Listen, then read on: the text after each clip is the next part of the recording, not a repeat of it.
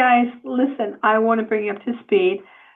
Here in my area, as I was running errands this morning, I can report to you that I'm starting to see some roadside barley. Just to refresh your memory, if you've not seen other videos, even recent videos I've done, roadside barley is the barley that will come out along the side of the road. It comes out before the barley in areas like this does. Okay? I do not consider roadside barley to be acceptable barley, and we'll get into that. But I'm starting to see that in my area just as of today. A few sprigs of roadside barley here and there. And so on a whim, I was out running errands, called my husband, said I won't be back.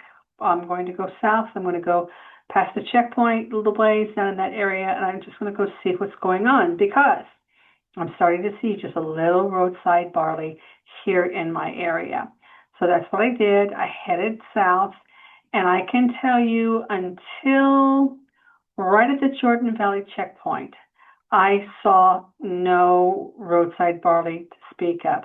I did see a lot of oats, a lot of wild oats standing along the road in certain places. It wasn't like the roads were lined with wild oats, but there would be a good cache here and there along the road going south to the checkpoint.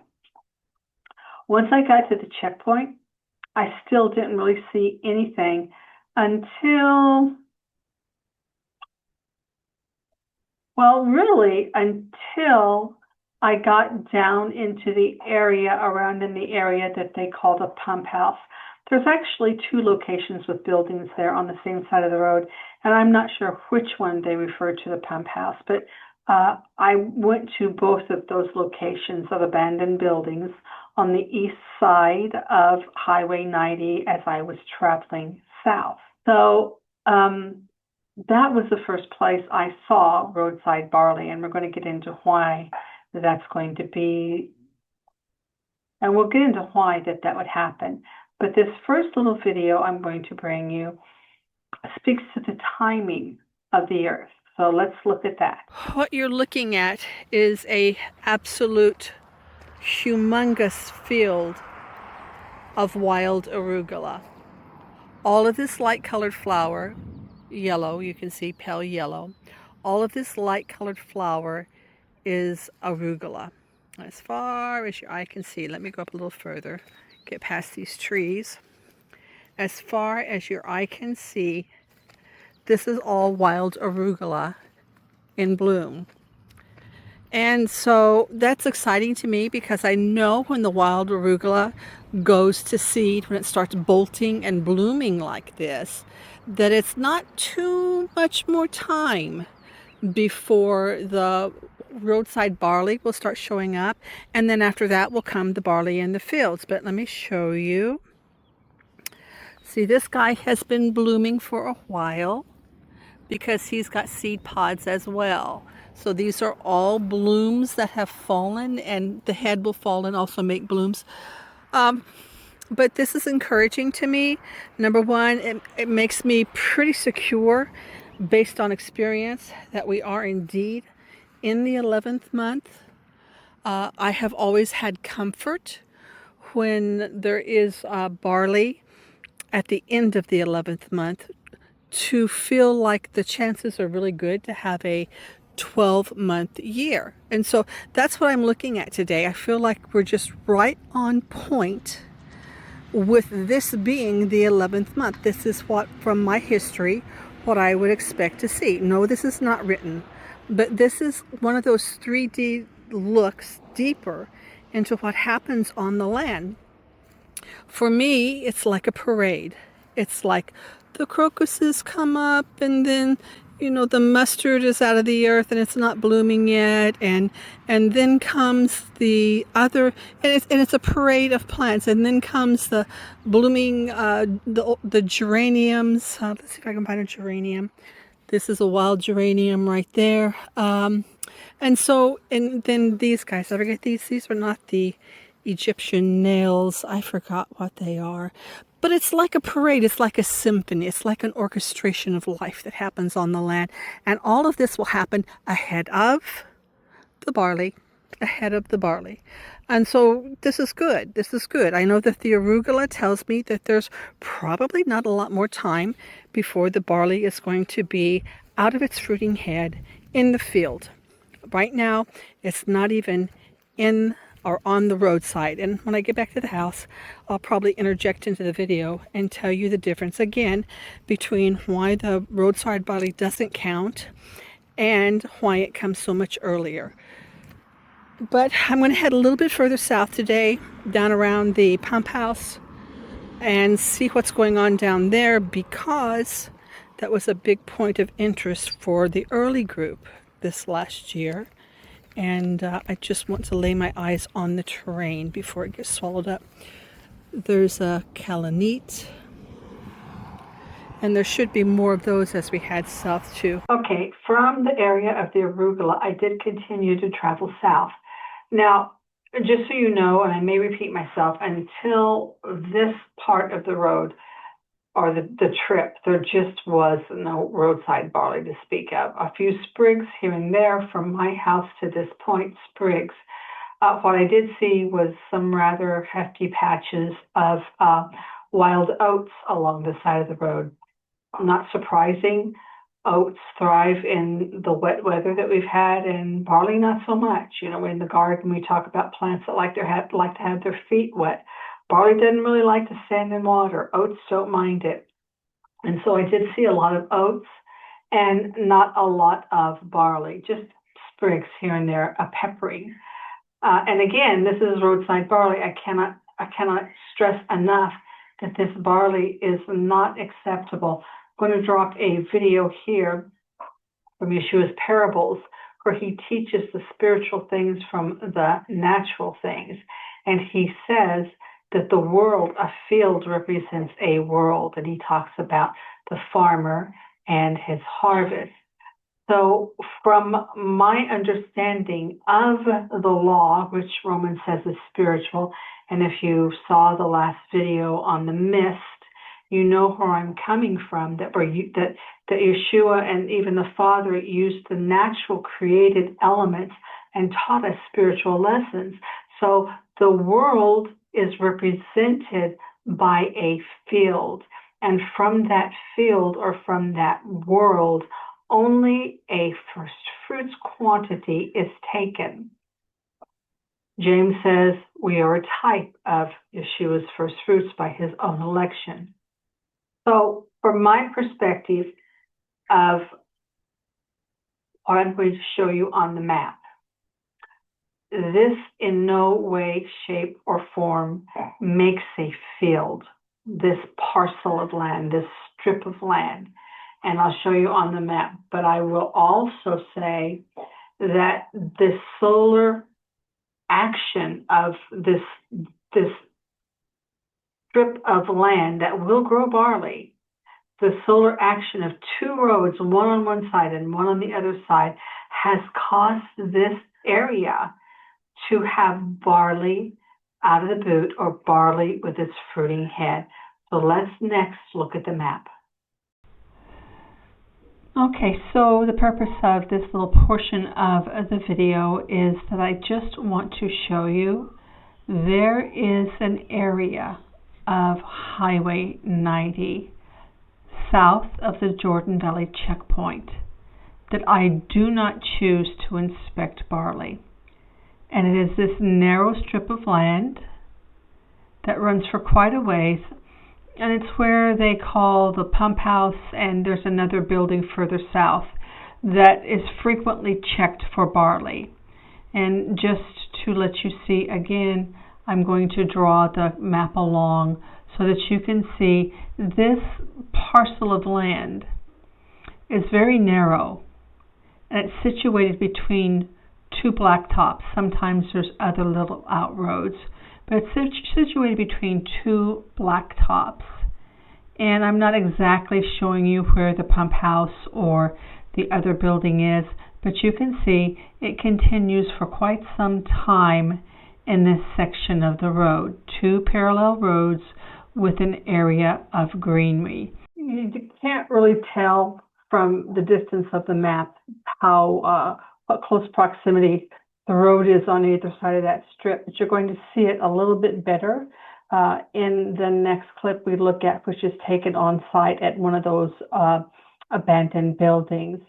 But I wanted to talk to you now just a little bit before we go into that and say, besides just the roads that hug that narrow strip of land, and that strip of land can vary along the distance of that road, but never is it very far. One road to the other road is never very far, and it is enough in all cases to superheat the ground in that area. In fact, I mean, this is the only place I found barley was here today. So it did its job. It has superheated the earth there.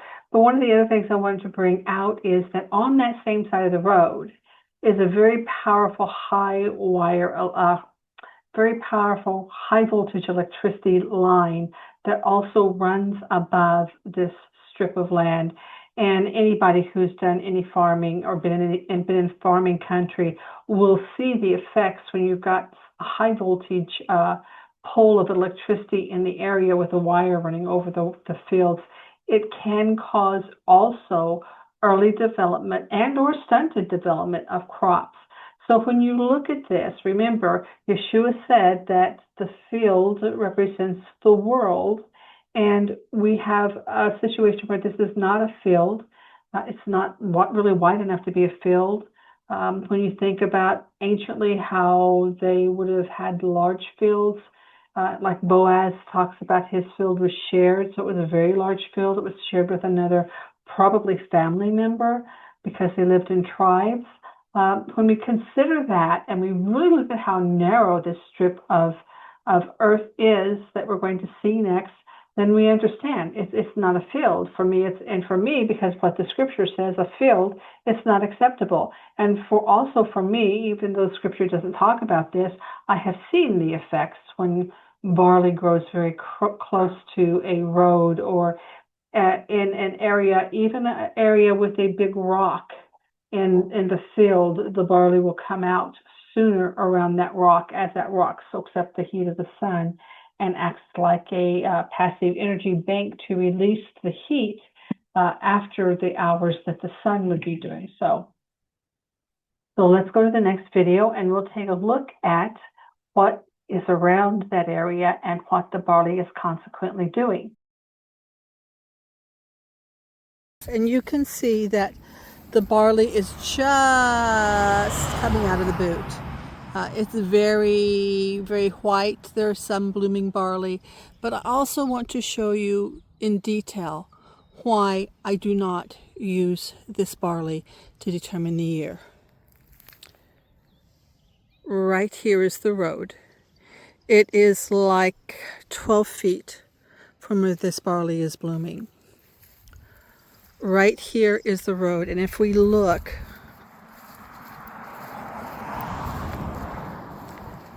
against this road, the barley is much more progressed than any place I've seen so far.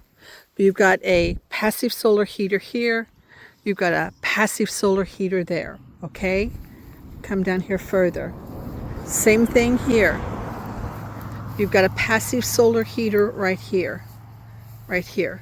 This does not represent what the earth is doing, because this will soak up the sun, soak up the shemish, the heat of the shemish, all day long. It will heat up, and even after the sun has gone down, it will continue to warm this area. Here, on both sides, and here. And you see, the further you get away from this roadside barley, hang on, not to mention the rocks, you could not plow this. And the further you get away from the roadside barley, the less barley. All that barley down in there does not show a fruiting head. All of this is the effect of that passive solar bank heat collector that exists right here. Okay, so I hope you can clearly see and understand why I don't use that area. It has been, I did check it in the beginning, but I would say it's been 5 years that I've not checked that area. The last time I did check it, my comment was and still is that it's so rocky. You could not put a hoe nor plow to it to plant it. I'm sure that part of what I walk on and stumble on in that area is old parts of the building, and I'm sure there was a parking lot there. So all of that together does not, and the narrowness of it and the two roads on either side of that narrow strip of land does not make a field. And I quit looking at it years ago, but I was curious because I know that the earliest group that with their calendar from this last year chose to go with the barley. And I know that Yoel Halevi has traditionally checked these areas. I think Devorah still does, Devorah's date tree. I can't be certain. I don't really follow what the other groups do. Occasionally, I will look at Yoel. I find him to be a man of very high integrity, and he's very reliable in his methodology and what he does every year. He's straight up, right? They would say he's a straight shooter.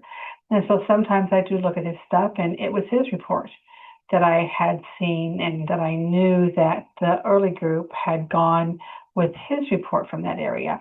But what he has as a criteria may not match what I have as a criteria, and that is, look, he doesn't give credence to the New Testament as far as additional things that we need to understand about the biblical calendar. But for me and myself, Genesis to Revelation all represents in one way or another the work of Yeshua. And so when I look at that and I say Yeshua said that the harvest comes from a field, I can't in good conscience use this parcel of land to determine the barley. And others may well do it. But I am asking you to reason, to think critically, and to consider the scriptures, all of the scriptures, especially the parables of Yeshua. He brings to the wheat, he's a grain of wheat that fell to the earth and died to bring forth many. All of his parables speak of some natural process, and he gives it a spiritual understanding. And in this case, the field is the world, and we're looking for first fruits from the field, or i.e. the world. The next location is the second location on Highway 90 that is also a abandoned building. You will see that it doesn't have the road on both sides the way the first location did. Let's look at that video next. Pretty sure this will be a voiceover location, guys. I apologize. This next location doesn't even have, even with all the building and all the debris, it doesn't even have any barley with fruiting heads, wild barley with fruiting heads, because it's not captive to two heat banks like the other location is. Let's see if I can get over in here. A lot of arugula here. That's a good sign. Oh yeah, right here against the building. If you can see, you get out of the sun so I can see. Right there against the building, you see some barley, okay? This is a perfect example. That barley is getting the heat from the building. This barley right there is just coming out of the boot. It's very close to the building. And that barley right in that area is just coming out of the boot. But it's not nearly as far advanced as the other location that had two close roads. I mean, there was maybe 12 feet on that side and 12 feet on that side of that first barley before you got to a paved road. So let me shrink this, and we're going to check the other side over here. So this is exactly why, okay, and the field across the road, there's nothing there but arugula as far as the eye can see. Arugula tells me that fruiting heads of the barley is not yet, but it is soon. For 10 years, I've watched the arugula. Been in Israel 11 years. The first year, I didn't do anything. For 10 years, I've watched the arugula bloom before the barley comes out of its fruiting head. Wild barley is what we're talking about. Let's see, yep, here, right here, close to the gravel. See this fork in the road? Right there, all this gravel. Look what's happening here. That is barley coming up out of, as they say, of the boot. That's a fruiting head being born. And remember, I told you earlier in the year that the fields look slick and lain over. Do you see how choppy that barley looks? See if I can see myself. How choppy that barley looks. It's not smooth and laid over.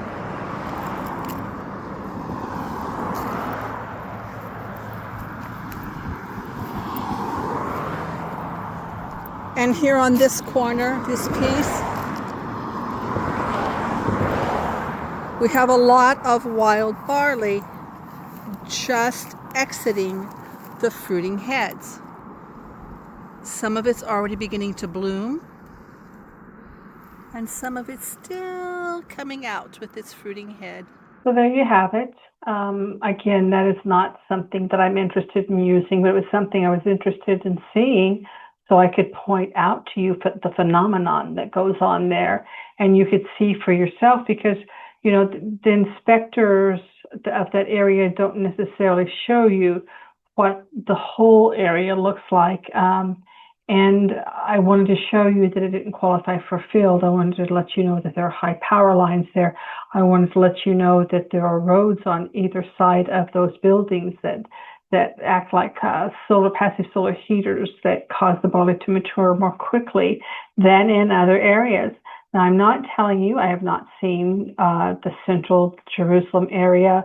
I have not seen it along the Gaza area. However, I do know for sure that the anemones are still in bloom down there.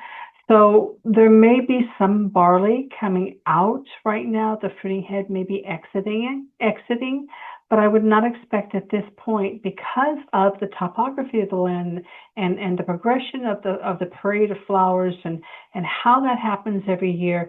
There has never been in my 11 years of Eve barley when the anemones are on the earth. Never. Can that change? Yeah, it can.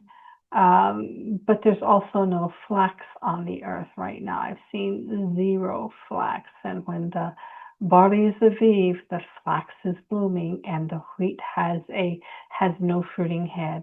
That's an if then that. And so it's not time for any barley at this point to be in the condition of Aviv. And it's just about time for us to start seeing, first the roadside barley, we're seeing a little. We saw that's roadside barley at those two abandoned buildings as far as I'm concerned. And that's even more advanced than roadside barley. So it's like roadside barley on steroids. So yeah, we're about right. We're about where we should be. And again, we might find, I don't think I'll go early. There's really no need. I'm satisfied with what I'm seeing on the land. I know for sure I'm not going to find anything at the end of this month, lunar month, to start a calendar with next month. I don't think in anybody's stretch of imagination, even if you add 2 weeks after the new moon, the earth is just too young and the plants are not where they need to be an indicator that it's time for the barley to be maturing. Look at the green. There was still a lot of green where I was today, and that green has got to begin to die as those grains get mature enough to start dropping their seeds. So that's what we have. I hope that if you've been on the early calendar, you will really pray about whether or not you should use an area that has all of the unique attributes, negative attributes that this area on Highway 90 has.